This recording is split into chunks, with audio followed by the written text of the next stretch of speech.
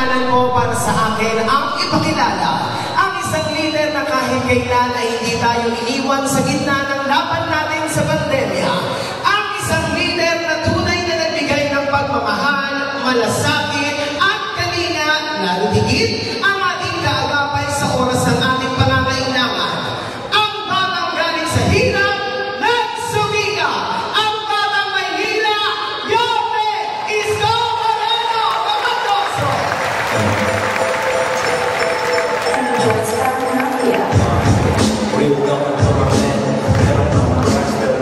Thank you. Hi. Hello.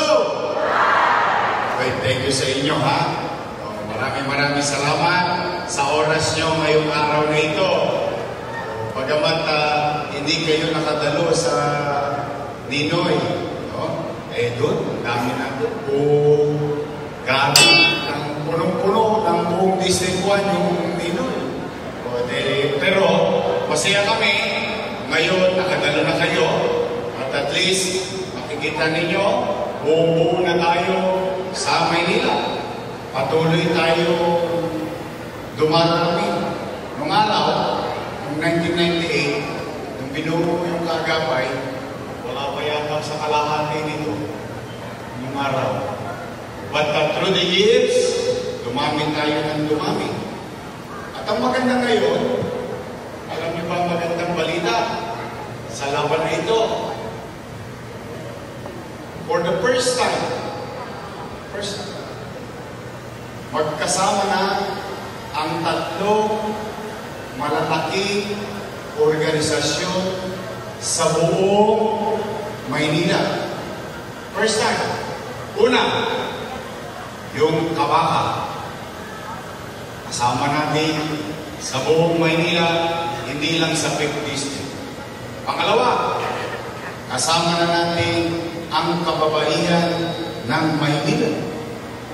Pangatlo, ang ating samahan, ang kaagapay ng lungsod ng Maynila. Nagkasama-sama upang ibalik ang maayos na pamamahala ng mamamayan ng lungsod at pamahalang lungsod ng Maynila. Kaya ang tanong ko sa inyo, mga kaagapay, handa na ba kayo? Talaga? Ready na kayo? 64 days to go. 64. Konti na lang. Ilang tulog na lang. Babalik na tayo sa lungsod ng Maynila. Ngayon, siyempre pinagpapasalamat ko naman sa Diyos at sa mga taga-lungsod ng Maynila. Dahil itong mga dumadaan na mga survey ay medyo maganda naman ang resulta at tanggap ng lahat ng tao sa lungsod ng Maynila. Bata, matanda, kumpleto. So, kaya sa atin, meron lang ako isang ipakikiusap sa inyo. Lahat, ito, alam mo ng mga dati ng kaagapay, sa mga bago namin kasama, manatili kayo mababa ang loob. Magpakumbaba kayo. Huwag kayong makikipag-away. Huwag kayong papatol sa mga salitang hindi magaganda na ginagamit ng mga katunggali natin.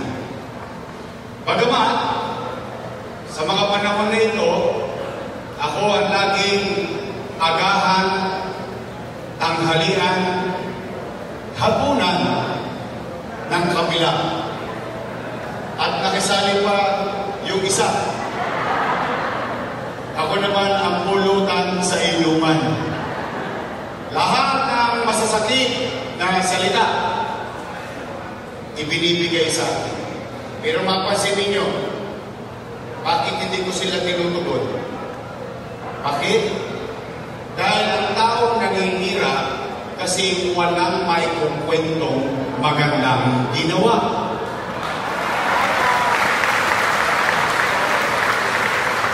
Kapag wala kang kwento, wala kang kwenta. Tama ba? Walang susumahin. Kaya ang tanging gagawin na lamang ay hilain ng hilain ang paa mo. Eh ngayon, ang gusto nilang diskurso ay kayo'y sumagot. Sagutin natin. Para maubos ang oras ninyo na makapagparami. Yun ang purpose kung bakit wala na silang ginagawa tuwing umaga, tanghali, hapon, pati hindi taga Maynila, ina-hire nila para namang alam nila ang nangyari dito sa Maynila. Yan ba dito? Yan ba doon? Kaliwat kanan. Pero itinatatagang ko ang loob ko. Hindi ko pinapatulan. Bakit? Dahil ang paniwala ko, matalino naman ang mga taga Maynila. Alam naman ng mga taga Maynila ano nangyari sa pamamahala natin. Tama ba rin? In fact, at least sa mga dati na rito, maalala ninyo, noong 2019, anong sinabi ko? Kausapin ninyo ang inyong mga mahal sa buhay. Kamag-anak. Kausapin niyo si Marites, si Marisol, at si Tolets. Kausapin niyo, magparami kayo. Ngayon, 2025, babalik kayo sa kanila. Babalik kayo na matangos ang mga ilong ninyo. With all the pride na yung ipinakiusap ninyong kandidato noong 2019, naglingkod ng maayos. Tama ba? Sa kwento pa lang natin, isang buong araw na hindi pa tapos ang resibo. Tayo may resibo. Kumbaga sa karera, lumabas tayo sa dividendaso. Nandun tayo sa oblo. Meron tayong pruweba. Tama mali? Na bilang kaagapay, at least ako, masasabi ko, yung kandidatong ipinaboto ko noong araw, naglingkod ng tapat, naglingkod ng maayos. Eh, ang dami natin kwento. Gusto nyo magkwenta tayo ng konti? Simple lang, simple. Ito lang ha, napanood nyo to. Nangyari ba ito? Totoo ba ito? Hindi ito fake news? O tingnan ninyo. Tingnan natin ang numero ha, tingnan natin ang kwenta. Taas ang kamay na may anak dito na nag-aaral sa public school. Apo at anak, lahat kayo may anak. Papaalala ko lang. Noong pandemya, walang eskwela. Tama mali? Ang gobyerno, at sinabi ng national government, we should adapt into distant learning via online. Tama mali? Sumakit ang ulo ng nanay. Sumakit ang ulo ng tatay. Bakit? Mag-online. Tosgas na naman. Pero, ano ang ginawa ng pamahalaan ng lungsod ng Maynila? Naglibog ng pera. Ang ama ng lungsod naghanap ng paraan para maitawid ang mga anak at apo natin. 110,000 na tablet para sa mga mag-aaral ng pampublikong paaralan noong pandemya. At hindi doon natulungan yun. Kuwait pa lang yun. Bakit? Hindi lang may tablet, libre pa ang internet. Tama ba rin? Walang tosgas si tatay, walang tosgas si nanay. Matapos ang estudyante, siguro naman may kilala kayong mga teacher. Ano nagkaroon?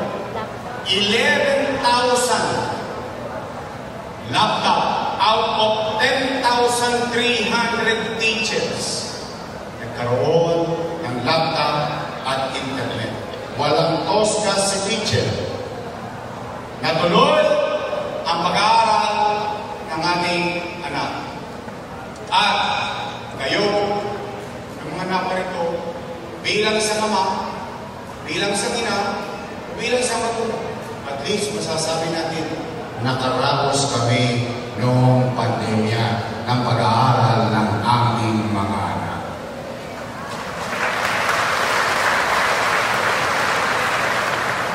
Isang kwento pa lang yun. 2 minuto na. At tingnan ninyo. O, dito na lang ha. O, ito. Kasi wala na akong ibang testigo eh. Yung ibang testigo namatay ng pandemya. Pero kayo na mga nakabuhay dito, kayo, including your family, your children, your parents, lahat tayo nandito ngayon. Tayo ay saksing buhay. Noong panahon ng pandemya, buwan-buwan may food banks. Tama na rin? 8 buwan, 8 months. Di pa nga nauubos yung food banks, dumarating na naman yung isang food banks. Tama ba rin? Bawat pamilya, hindi bawat bahay, bawat pamilya. Mayaman, middle class, mahirap. Kaya tayo lahat ng dito ngayon ay testigong buhay. At kaya natin sabihin, at matamos ang ilong natin mga paglalakad tayo sa eskinita, sa kalihon, sa avenida, sa boulevard, sa highway. Kaya natin sabihin, noong panahon ng pandemya, walang naggutom sa lungsod ng Manila. 100 million a year. Ito na lang ha, mas madaling kwentada. 700,000 families. Sa 1,000 na lang. Magkano? 700 billion. Tama? Times 8. 5.6 billion pesos. Marami bang pera yun? Marami? Marami. Tama? Nagtataka ako sa mga ito. Ngayon mga ito, biglang kilos, biglang sulpot, nagkagaling-galing na. Sa kung ito ay pera na yun, umipot ako lang din. Hindi ko naman na sinabi kung paano nangyari. Ang importante kung paano nakamit yung solusyon sa kailangan ng tao sa kasalukuyang kadiliman ng bawat pamilyang Manileño noong panahon ng pandemya. At hindi naman ako nag-public. Bakit? Araw-araw nasa Facebook eh. Pati pangungutang ko nasa Facebook eh. Ano sinabi ko noon? Naalala nyo? Nag-live ako, magpapandemya na, deklarado ng pandemya. Ano sinabi ko? Wala tayong na pera-pera. Ano sabi ko doon? Mga nanay ko, mga tatay ko, mga lolo't lola mo at mga batang Maynila, umanakad kayo. Huwag kayong mag-aalala. Pag ako wala nang mauutangan, wala na akong may bebenta, nakita niyo itong relo na ito, ipatatas ako ito kay tambunting makarapos lang tayo. Why? Bakit ganun ang approach? Bakit ganun? Bakit? Because that's how being a parent. Ano ba yung akin? 2 milyon. 2 million mga 700,000 families umaasa sa kanyang pamahalaan. Pero, matapos agad, noong araw, puro sila palakpak. Yung mga kasama ko, palakpak yun. Diyos ko, Papuri rito, papuri ron, papuri. Puro papuri. Ngayon, lahat daw yun ay mali. Ang pinagtataka ko naman, kayo ay pagtataka nyo din. Tinayo ko housing, Pedro Hill, San Lazaro, San Sebastian. Cutting ribbon. Nung cutting ribbon, sila ang nag-cutting ribbon. At sabi nila, programa raw nila yun. Pero, yung pinampatayo nun, inutang ko, kasalanan ko. Tama ba? Kaya, tingin ko naman, kita ninyo sa pagtatanong ko pa lang, mukhang naiintindihan nyo na yung logic. Ganon din ang inyong mga kapitbahay. Hindi talaga, hindi ang paninira.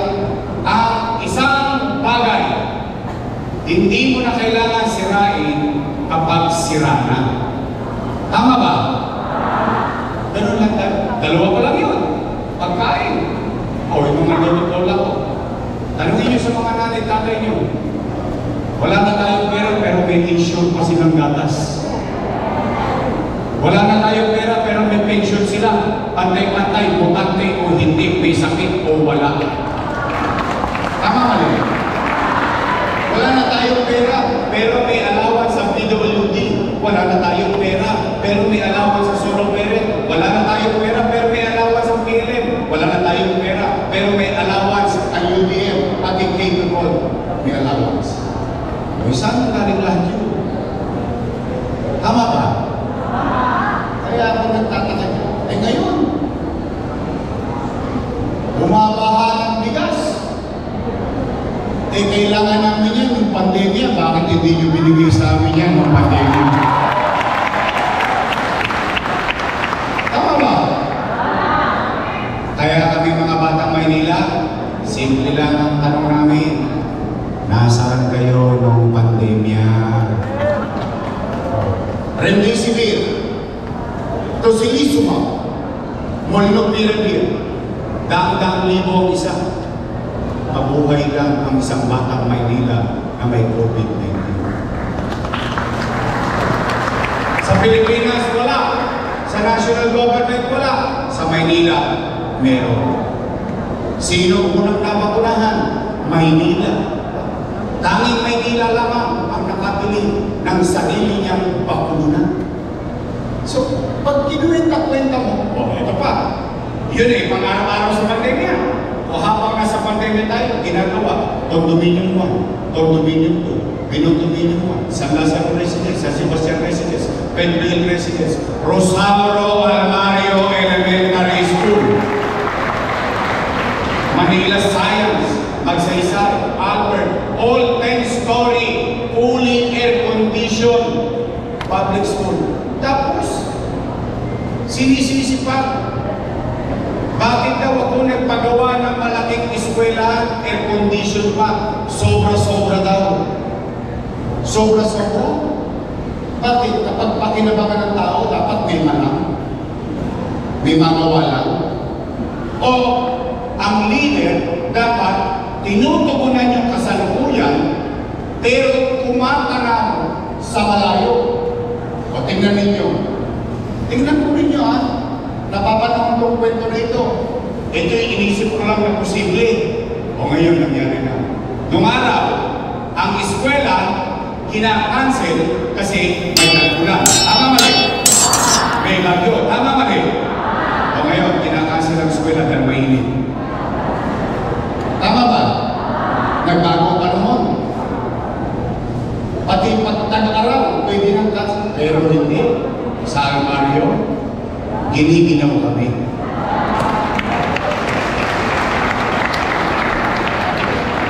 Eh paano ba kung lahat ng eskwela ang ganoon? E di sa Maynila lang may pasok. Problema nga yan ng nanay at tatay. Bakit? Yung bata humihingi ng jacket. Tama ba? But can you imagine? Alam naman natin ang Holy Child. Di ba? Kahit pa paano, magandang eskwelahan yan at saka medyo matubuhan mo sa kuya pagka nandiyan ka nag-aral. Tama mali? Sino mas maganda? Holy Child o Mario?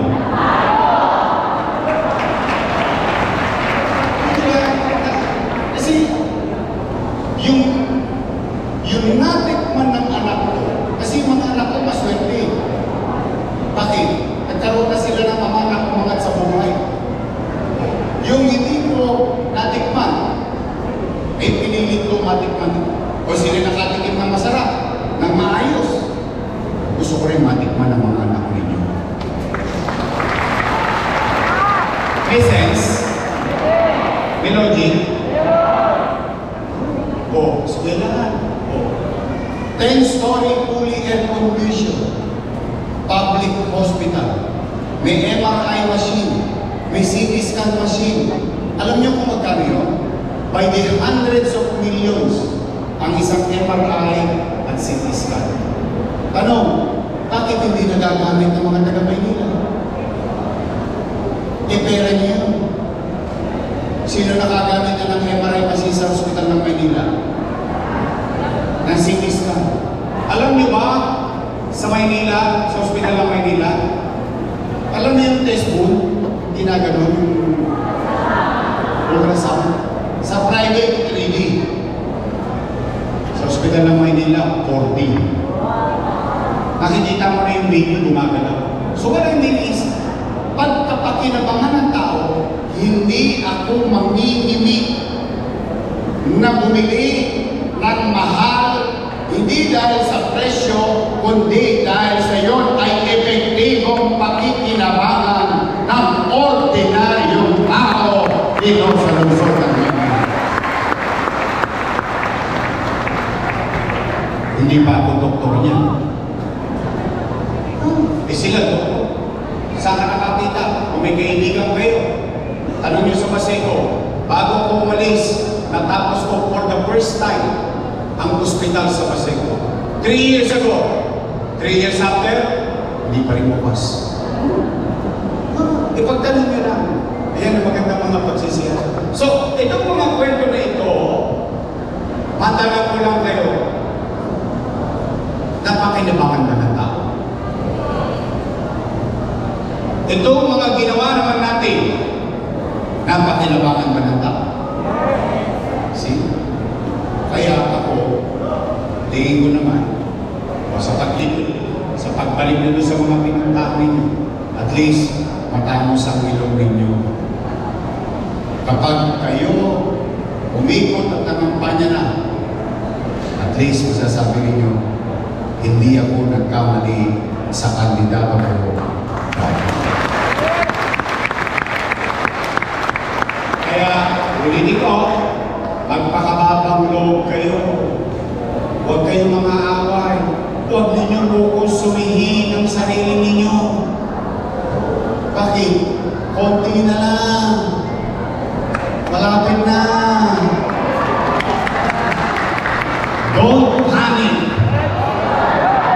It's for God. O sige. O ito, sagutin ninyo sa inyong mga sarili ha. Kung hindi nyo naman kaya sagutin, okay lang. Pero ito, random. Random question, random survey. Random lang. Hindi dahil kayo kakapay. And I'm pretty sure, lumatag kayo sa inuman, umatin kayo ng birthday, may nakausap kayong kapitbahay o kaanak, malamang, for so long, since October 9.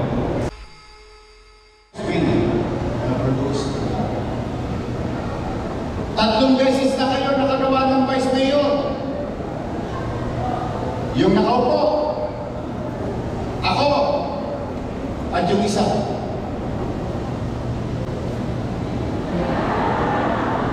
Tama naman. Tinulungan ba natin siya na tumakbo siyang Vice Mayor? Dalawa na nagawa niyong Mayor. Ako, yung isa. Uy, napanood yung interview niya? Wala daw kayong natulong sa kanya. Wala daw. Wala daw. Hindi. Siya lang daw ang gumawa nun. O, ayan na. Ayan yun na. Basta kung payo mo, makababang loob kayo.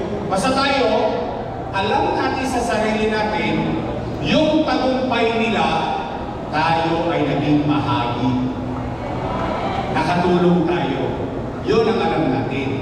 Ngayon, kung yung tinulungan natin, tumigas ang leg, nagka-stiff neck, okay lang yun. Basta importante, sa puso mo, sa isipan mo, nakatulong kami sa iyo. Kung nilingon mo kami o hindi, ikaw na magdadala niya. Tama ba? Ngayon, ipakikita naman natin, kung tayo tumulong para sila'y manuklok, ay tayo magtutulong-tulong para paalisin natin sila doon. Tama ba? Kaya? Straight? Your best choice? Total, dalawa lang naman ang pagpipilian yung grupo. Unang grupo, Your best choice? Matamis. Yung kabilang grupo, ladies' choice.